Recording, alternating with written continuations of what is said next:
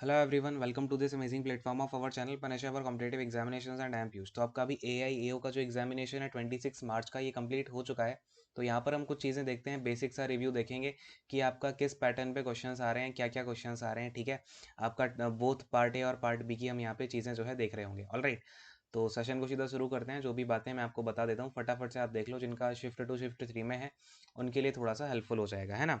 तो देखो यहाँ पर आपका अगर मैं बात करूँ यहाँ पे पार्ट बी की, ठीक है, पार्ट बी हो गया आपका। फिर हम पार्ट ए में भी देखेंगे कैसे क्या कौन से टॉपिक्स वगैरह आपके यहाँ पे पूछे जा रहे हैं। ठीक है, तो पार्ट ए में देखो यहाँ पे आपका ऐसे क्वेश्चंस पूछे गए हैं लाइक प्रोसीजर फॉर बोर्डिंग आपका पूछा गया। ठीक है, प्रोसीजर फॉर बोर्डिंग पूछा गया। अब एयरपोर्ट ऑपरेशंस, मतलब नॉर्मल से ही क्वेश्चंस आए हैं, ज़्यादा कुछ इसमें एयरपोर्ट ऑपरेशन में कुछ खास तो आया नहीं।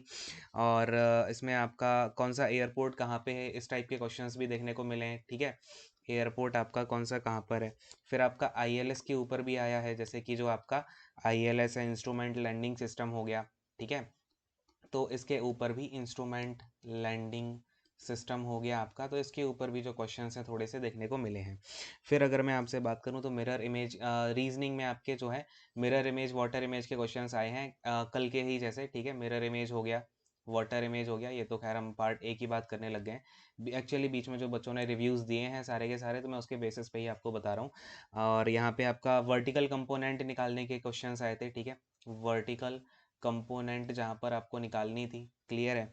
फिर आपका यहाँ पे पूछा गया था कि वर्टिकल कंपोनेंट किस केस में, आपको फोर्स के केस में। ठीक है ना, जैसे फोर्स अगर आपका 30 डिग्री का एंगल बना रही है तो उसका आपको वर्टिकल कंपोनेंट निकालना था। बहुत ईजी होता है ये तो, क्लास 10th 11th के बच्चे निकालते हैं, तो ईजी ईजी टाइप की चीज़ें आई थी। और फिर आपका गॉस लॉ पूछा गया था। ठीक है, गॉस लॉ पूछा गया था। तो फिजिक्स में देखो अब छोटी मोटी चीज़ें आ रही हैं, ये तो कुछ मतलब है भी नहीं इसमें तो कुछ।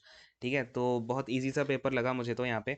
और आप लोगों के क्या रिव्यूज़ है, एक बार आप लोग भी नीचे कमेंट करके बताना कि आपको कैसा क्या पेपर लगा है, आपके कितने अटैम्प्ट वगैरह रहे हैं। उसके बेसिस पे हम अपनी कट ऑफ जो है वो भी एक तरीके से एक्सपेक्ट कर पाएंगे कि आपकी एक्सपेक्टेड कट ऑफ क्या रहेगी।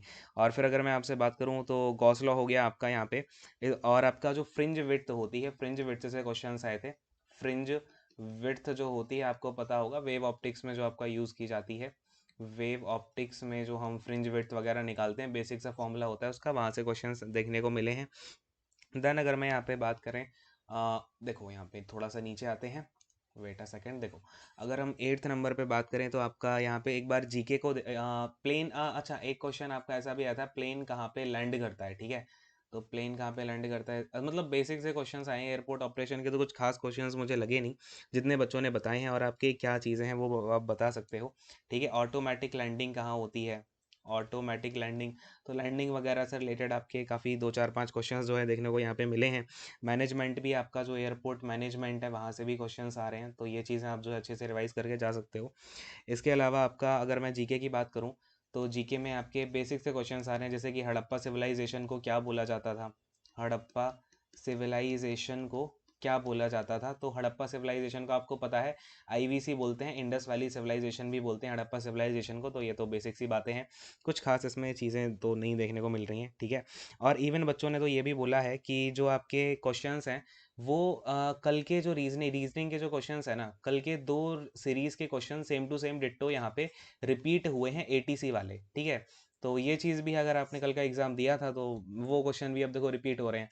तो ऐसा कुछ खास नहीं है, मतलब एओ का पेपर मुझे ओवरऑल अगर मैं बात करूँ तो ज़्यादा कुछ खास लगा नहीं।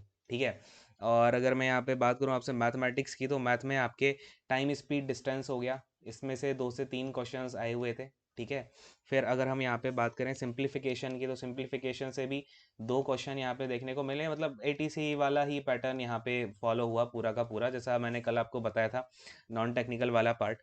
और यहाँ पे मिसिंग नंबर वगैरह से भी आपके 2 से 3 क्वेश्चंस आए थे। ठीक है, मिसिंग नंबर जो हो गया इससे भी 2 से 3 क्वेश्चंस आए थे। अगर हम यहाँ पे और देखें तो डायरेक्ट इनडायरेक्ट से था आपका इंग्लिश में। ठीक है, इंग्लिश में आपका डायरेक्ट इनडायरेक्ट, जिसको हम नरेशन भी बोलते हैं, इसमें भी आपके 2 क्वेश्चंस पूछे गए थे। ठीक है, और एंटोनिम सिनोनिम से क्वेश्चंस थे इंग्लिश में, एंटोनिम सिनोनिम से एक एक क्वेश्चन आए थे। और इसके अलावा आपका टाइम एंड वर्क से मैथ में क्वेश्चंस आए हैं। देखो मैथ्स में आपका टाइम एंड वर्क हो गया, टाइम एंड वर्क हो गया, देन आपका एवरेज हो गया। ठीक है, एवरेज से मतलब ऐसे एक आधा 2 क्वेश्चन यहाँ से पूछे गए हैं। और बस यही सारी की सारी चीज़ें हैं, और तो कुछ खास यहाँ पे देखने को नहीं मिला, मतलब बेसिक सा ही पेपर आया है।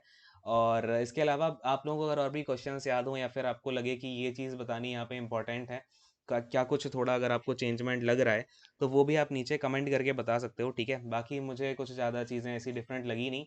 तो एओ का पेपर, इसकी थोड़ी सी कट ऑफ मुझे हाई लग रही है, थोड़ी सी ऊपर जा सकती है। बाकी फिर यही सारी की सारी चीज़ें हैं, ठीक है। सेशन को यहीं पे एंड करेंगे। Thank you so much, God bless you all, take care and bye bye.